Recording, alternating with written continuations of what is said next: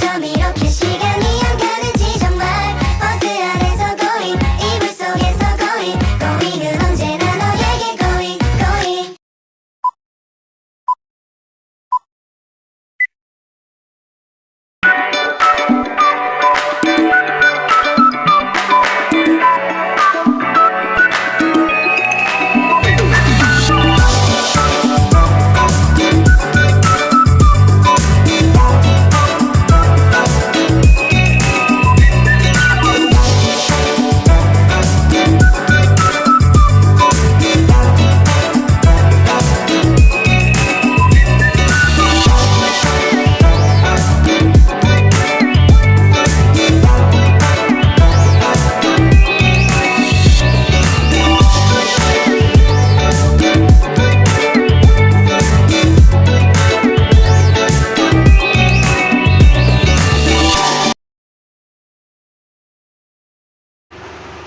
Baik, di sini saya akan menjelaskan pembelajaran konstruktivitas. Istilah konstruktivitas berasal dari kata konstruktivis dan isme. Konstruktif berarti membangun, memperbaiki, dan membina. Dalam Kamus Bahasa Indonesia, isme berarti paham atau arus konstruktivitisme. Sebuah cabang filsafat pengetahuan menekankan bahwa pengetahuan yang kita ketahui adalah produk dari konstruksi kita sendiri.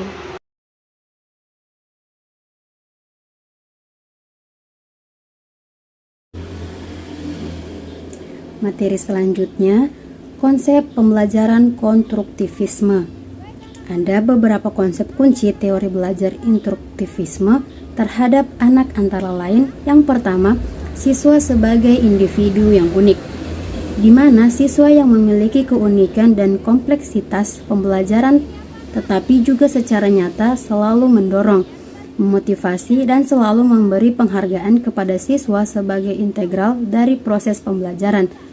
Yang kedua, self-regulated learner, di mana memberikan motivasi untuk belajar dari dirinya sendiri, bukan dari nilai yang diperoleh sebagai hasil belajar atau karena motivasi eksternal yang lain, misalnya dari guru atau orang. Yang ketiga, tanggung jawab, di mana pembelajaran teori ini menekankan bahwa siswa harus aktif dalam proses pembelajaran dan berbeda pendapat dengan pandangan pendidikan sebelumnya yang menyatakan pertanggungjawaban pembelajaran lebih kepada guru, sedangkan siswa berperan secara pasif dan reseptif. Kemampuan anak untuk mengenal dan bereaksi terhadap seseorang. 4. Motivasi pembelajaran. Peran motivasi dalam belajar secara kuat bergantung kepada kepercayaan siswa terhadap adanya potensi belajar sendiri. Peran guru sebagai fasilitator adalah untuk membantu anak memperoleh pemahaman dengan sendiri pokok bahasan atau konten kurikulum. Yang kelima, kolaborasi antar pembelajar. Pembelajar dengan keterampilan dan latar belakang berbeda diakomodasi untuk melakukan kolaborasi dalam penyelesaian tugas dan diskusi-diskusi agar mencapai pemahaman yang sama tentang kebenaran suatu wilayah bahasan yang spesifik. Yang keenam, proses top-down. Proses ini siswa diperkenalkan dulu dengan adanya masalah-masalah secara kompleks untuk dapat dipecahkan dengan bantuan guru menemukan keterampilan-keterampilan dasar yang diperlukan untuk memecahkan masalah seperti itu.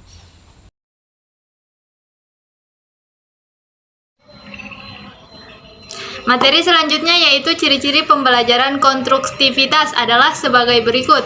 Yang pertama, pengetahuan dibangun berdasarkan pengalaman atau pengetahuan sebelumnya. Yang kedua yaitu belajar adalah proses membangun pemahaman pribadi tentang dunia. Yang ketiga yaitu belajar adalah proses aktif yang menghasilkan arti dari pengalaman. Keempat yaitu perundingan atau negosiasi makna melalui berbagai informasi atau menyepakati suatu pandangan dalam berinteraksi atau bekerja sama dengan orang lain, menghasilkan peningkatan pengetahuan. Kelima, penilaian harus berintegrasi dengan tugas dan harus dilakukan dalam konteks yang realistik. Baik, materi selanjutnya yaitu karakteristik pembelajaran konstruktivistik. 1. Adanya kolaborasi, yang mana pembelajaran dapat dilakukan secara berkelompok atau bekerjasama dalam meningkatkan hasil belajar peserta didik. 2. Saling membantu. Contohnya, siswa dapat bertanya kepada teman yang mungkin sudah mengerti, sama halnya seperti berkolaborasi, namun tidak untuk mendapatkan nilai yang sama. 3. Bersifat menghibur, bukan membosankan. Kegiatan pembelajaran dapat dilakukan secara menarik, sehingga peserta didik tidak mudah bosan dengan pembelajaran yang itu-itu saja. 4. Bersemangat dalam belajar. Peserta didik diharapkan untuk lebih bersemangat lagi dalam proses pembelajaran, sehingga mendapatkan nilai yang lebih baik lagi. Dan terakhir, pembelajaran yang diintegrasikan. Baik, materi selanjutnya yaitu menggunakan berbagai jenis sumber daya. Di sini ada 2, sumber daya hidup dan sumber daya tidak hidup. Sumber daya hidup diantaranya itu murid, kepala sekolah, guru, tenaga pendidik, pengawas, orang tua, masyarakat sekitar sekolah, dinas terkait, dan pemerintah daerah. Kemudian sumber daya tidak hidup, contohnya seperti keuangan, sarana dan prasarana, dan lingkungan alam sekitar sekolah. Kemudian nomor 7, aktif sebagai siswa, berbagi dengan teman. Kita sebagai siswa harus aktif agar pembelajaran berjalan dengan efektif dan tertata. Kemudian berbagi dengan teman, sudah diajarkan oleh orang tua, agama, bahwa kita tidak boleh pelit sesama teman, kita harus saling berbagi.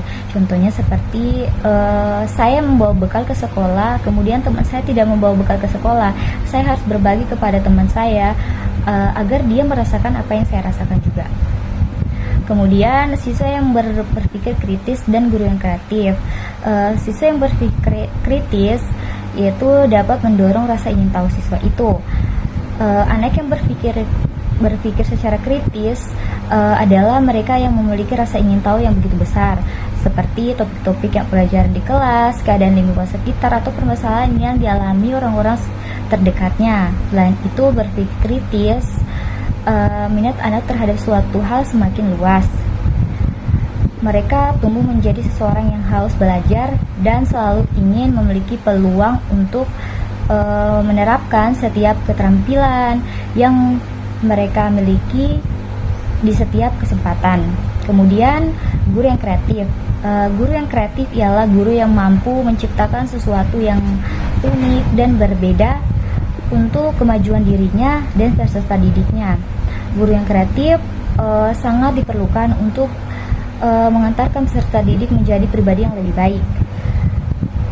Jika kita lihat saat ini, banyak anak murid yang sudah merasa jenuh dengan cara mengajar guru yang konvensional. Mereka membutuhkan guru yang lebih energik dan kreatif, yang mampu membuat suasana kelas menjadi lebih menyenangkan. Kemudian yang ke-9, laporan kepada orang tua, rapor dan hasil belajar. Yang ke-10 yaitu ada laporan praktikum dan karya siswa lainnya. Baik, materi selanjutnya yaitu implikasi teori konstruktivisme dalam pembelajaran. Implikasi teori konstruktivisme dalam pembelajaran, guru harus menciptakan suasana pembelajaran yang nyaman dan kondusif, serta mengarahkan peserta didik untuk memahami materi, lalu membimbing peserta didik secara langsung untuk menyelesaikan permasalahan yang ada dengan mencari dan menemukan solusi dari permasalahan tersebut. Dengan teori konstruktivisme, siswa dapat berpikir untuk menyelesaikan masalah, mencari ide, dan membuat keputusan. Siswa akan lebih memahami karena mereka melihat langsung dalam pembina pengetahuan baru. Mereka akan lebih paham dan mampu mengaplikasinya dalam semua situasi. Selain itu, siswa terlibat secara langsung dengan aktif. Mereka akan ingat lebih lama semua konsep. Kesimpulannya yaitu Konstruktivisme merupakan teori pembelajaran yang mengajak anak untuk berbaur dengan sekitar, mengasah kemampuan, membangun rasa percaya diri agar timbul rasa berani pada anak.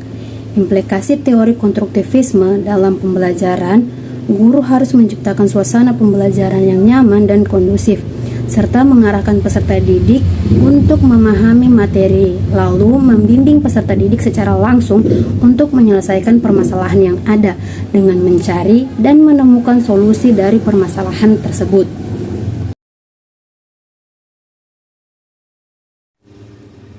Siang-siang pergi Kota Palu, jangan lupa beli alpukat.